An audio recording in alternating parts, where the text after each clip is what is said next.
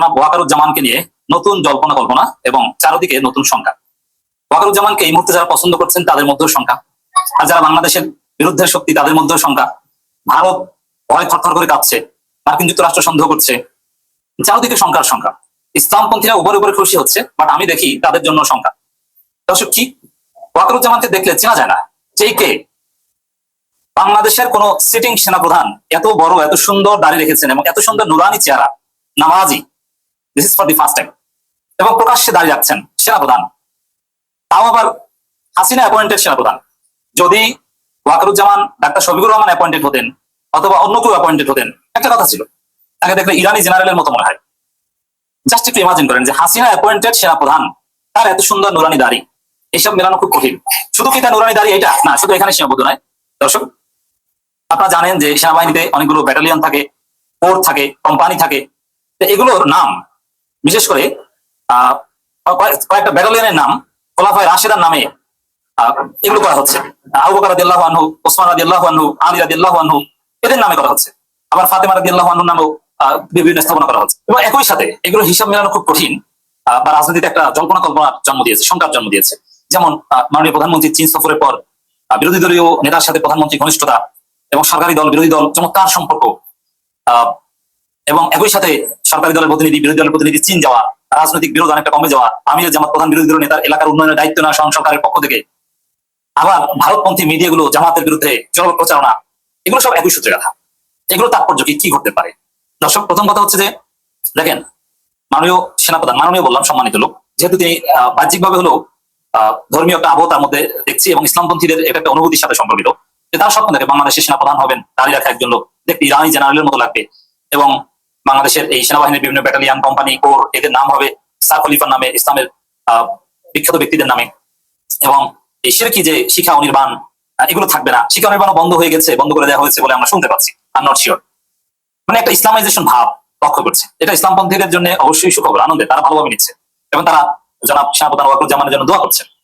এবং ফেসবুকে ওয়াকারুজ্জামানের ছবি শেয়ার করে ইসলামপন্থীরা আলহামদুলিল্লাহ বলছেন এবং বলছেন যে এই ওয়াকারুজ্জামানের হাত ধরেই হাসিনা পতন হয়েছে, তিনি এখন দাঁড়িয়ে রাখছেন, তিনি একজন মহান ব্যক্তি, তিনি ইমামতি করতে পারেন।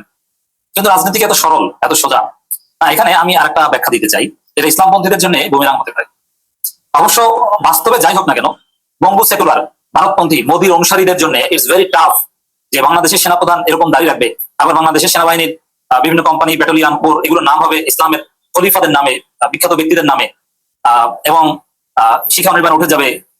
সেনাবাহিনীর মধ্যে একটা ইসলামাইজেশন, যেটা জিয়াউর রহমানের আমলে হয়েছিল, সেরকম একটা ভাব চলে আসবে। এটা ভারতের জন্য, বঙ্গু সেকুলারদের জন্য সহ্য করা কঠিন।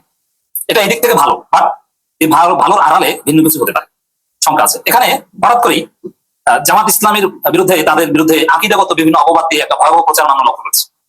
ইসমাতে আম্বিয়া, আদালতে সাহাবা, এগুলো নিয়ে হঠাৎ করে উঠে পড়ে লেগেছে একটা গোষ্ঠী, তারা বিভিন্ন কনফারেন্স করছে। এর পেছনে গোয়েন্দা সংস্থার অর্থায়ন থাকতে পারে, ভারতের র কানেকশন থাকতে পারে, অতীতে এগুলো হয়েছে। এটা একটা বিষয়। একই সাথে সেনাপ্রধানের দাঁড়িয়ে রাখা এবং সেনাবাহিনী এবং সেনাবাহিনীর বিভিন্ন ইউনিটের মধ্যে একটা ইসলামাইজেশন ভাব, এটার একটা তাৎপর্য থাকতে পারে। সেটা হচ্ছে যে যেমন যদি বাংলাদেশে সেনা শাসন আসে, যেমন সিসির মতো, অনেকে সিসির সাথে তুলনা করছেন, যে আব্দুল ফাত্তাহ সিসি মিশরের, তিনি কিন্তু এভাবে ইমামতি করে দাড়ি টুপি পরে একটা ইসলামপন্থী ভাব নিয়ে শেষ পর্যন্ত ইসলামপন্থী সরকার, ব্রাদারহুড সরকার, মুরসি সরকারের পতন ঘটিয়ে দিয়েছে এবং সেখানে একদম এখন গণতন্ত্র হত্যা করে অনেকটা ইহুদিদের মতো একটা রাজত্ব কায়েম করেছে। অনেকে এই সন্দেহ করছেন যে ওয়াকারুজ্জামান এভাবে দাড়ি টুপি বা এভাবে একটা ধর্মীয় আবহ তৈরি করে তারপরে তিনি কোনো অঘটন ঘটিয়ে দেন কিনা। দেখেন, এখানে এটা মিলাতে হবে যে যদি বাংলাদেশে কোনো সেনা শাসন বা মিলিটারি কু কোনো একটা পরিস্থিতি কেন্দ্র করে এরকম হয়, তাহলে প্রতিবাদ করবে কারা? অবশ্যই জামাত, বিএনপির মতো দল তার প্রতিবাদ করবে, কারণ সেনা শাসন ঘটলে সেটা বিএনপির বিরুদ্ধে, বিএনপির পতন ঘটিয়ে করবে। একই সাথে জামাত এখানে খুশি হবে না, কারণ অগণতান্ত্রিক কোনো শক্তি ক্ষমতা আসলে এটা জামাত জানে যে তাদের অবস্থা তাহলে ব্রাদারহুডের মতো হবে, অতএব জামাত এর প্রতিবাদ করবে। কিন্তু এরকম একটা আবহ তৈরি করা হয়ে থাকতে পারে যে ইসলামপন্থীদের অন্যান্য গোষ্ঠীগুলো যেন তারা সবাই সেই সেনা শাসনকে সমর্থন করে, জামাত যেন কথা বলার সুযোগ না পায়, যে জামাত কিসের ইসলামী দল, আর জামাতকে তখন দমন করবে। আর যদি সেনা শাসন আসে, তাহলে রাজনৈতিক সক্রিয় রাজনীতিবিদদের ব্যাপকভাবে দমন করা হবে, এতে কোনো সন্দেহ নেই। এটা সেনা শাসনের একটা মৌলিক গ্রামার।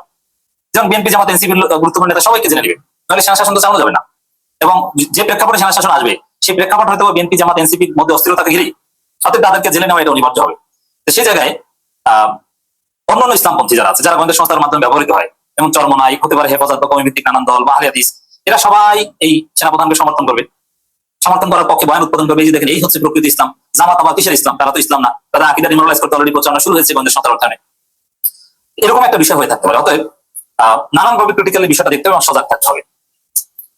আর এরকম সন্দেহ বা এরকম আশঙ্কা হয়তো বিএনপির মধ্যে থাকতে পারে, যার ফলে বিএনপি জামাতের মধ্যে একটা ঐক্য।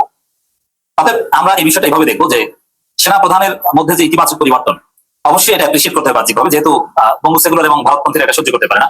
এটা বাহ্যিকভাবে আমাদের কাছে আনন্দের এবং অবশ্যই এটা একটা অর্জন। যে কোনো মানুষ, হাসিনা অ্যাপয়েন্টেড সেনাপ্রধান, তার মধ্যে পরিবর্তন হতে পারে এবং তার প্যারাডাইম শিফট হতে পারে, অথবা তার অতীতের যে পাপ সেটা মোচন করতে তিনি সত্যিকার অর্থে যেহেতু জুলাই বিপ্লবের তিনি পার্ট, অতএব তিনি কিছু করে থাকতে পারেন যে না আমি যেন